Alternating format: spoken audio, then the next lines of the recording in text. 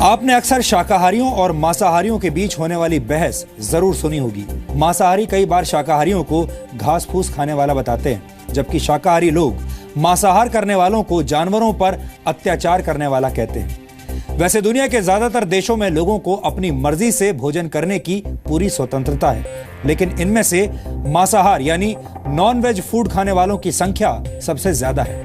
Friends of earth नामक संस्था के मुताबिक दुनिया भर में सिर्फ 50 करोड़ लोग ऐसे हैं जो पूरी तरह से शाकाहारी हैं यानी वेजिटेरियंस हैं। यानी 740 करोड़ की आबादी वाली दुनिया में आप शाकाहारियों को अल्पसंख्यक भी कह सकते हैं। फ्रेंड्स ऑफ अर्थ संस्था ने 2014 में एक मीट एटलस जारी किया था, जिसके मुताबिक दुनिया भर में सबसे ज्यादा शाकाहारी लोग भारत में रहते हैं।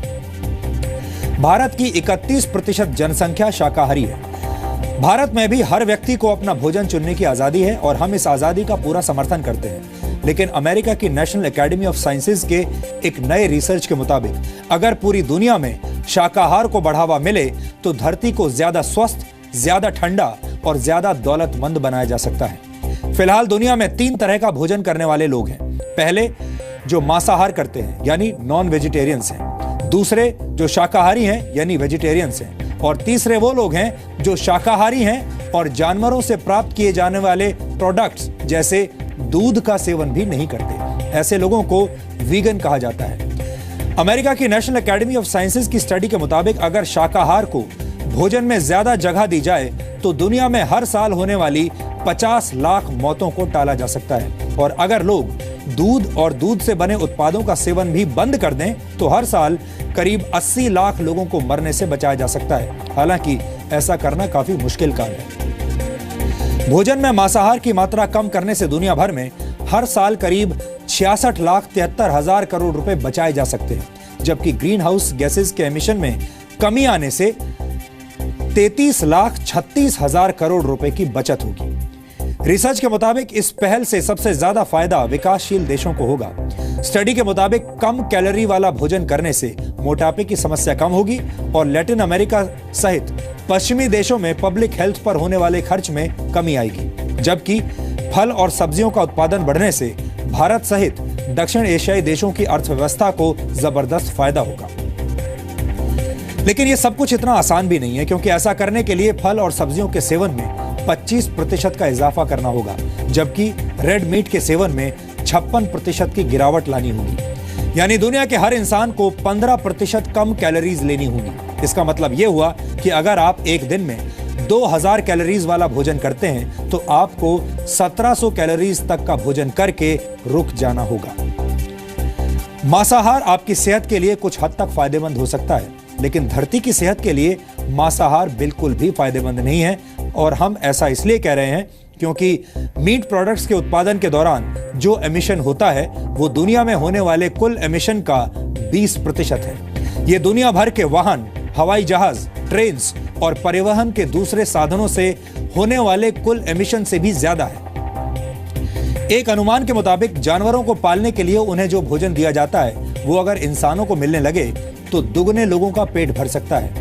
1 किलो पोर्क के उत्पादन के लिए करीब 8 किलो भोजन जानवर को दिया जाता है, जबकि 1 किलो चिकन तैयार करने के लिए एक मुर्गे को 3.5 किलो अनाज खिलाना पड़ता है। इसी तरह मीट प्रोडक्ट्स को खाने की टेबल तक पहुंचाने में सब्जियों के मुकाबले 100 गुना ज्यादा पानी का इस्तेमाल किया जाता है।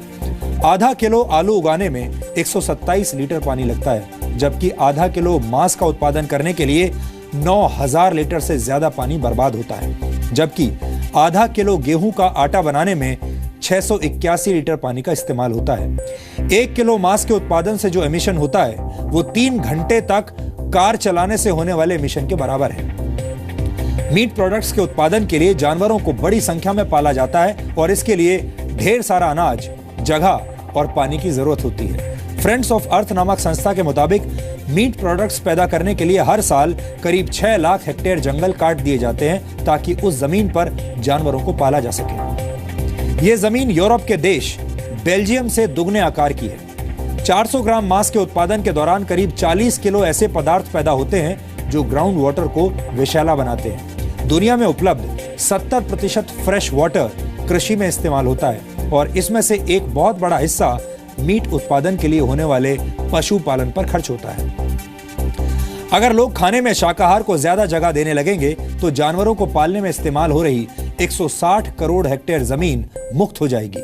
ये भारत के कुल क्षेत्रफल से भी दुगनी जमीन है। एक अमेरिकी साल भर में औसतन 122 किलो मीट प्रोडक्ट्स खा जाता है। वेजिटेरियन सोसाइटी नामक एक संस्था के मुताबिक ब्रिटेन में मांसाहार करने वाला हर व्यक्ति अपने पूरे जीवन काल में औसतन 11,000 जानवर खा जाता है। इनमें 28 बतख, 1 खरगोश, 4 बड़े जानवर, 39 टर्की, 1,158 चिकन, 3,593 शेलफिश और 6,182 मछलियां शामिल हैं। कुल मिलाकर अगर वैज्ञानिक रिपोर्ट्स को आधार बनाया जाए तो यह कहना गलत नहीं होगा कि हफ्ते में सिर्फ एक दिन के लिए शाकाहार को अपनाकर भी धरती को बचाने की दिशा में बड़ा कदम उठाया जा सकता है, क्योंकि मांसाहार कम होने से ग्लोबल वार्मिंग में कमी आएगी और धरती के वातावरण को ठंडा बनाने में मदद मिलेगी।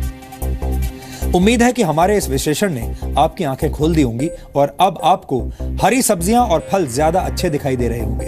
हालांकि हम यहां ये बात जरूर कहेंगे कि आपको किस तरह का भोजन करना है, ये फैसला लेने का अधिकार सिर्फ आपका है और हम आपके इस फैसले का पूरा सम्मान करते हैं।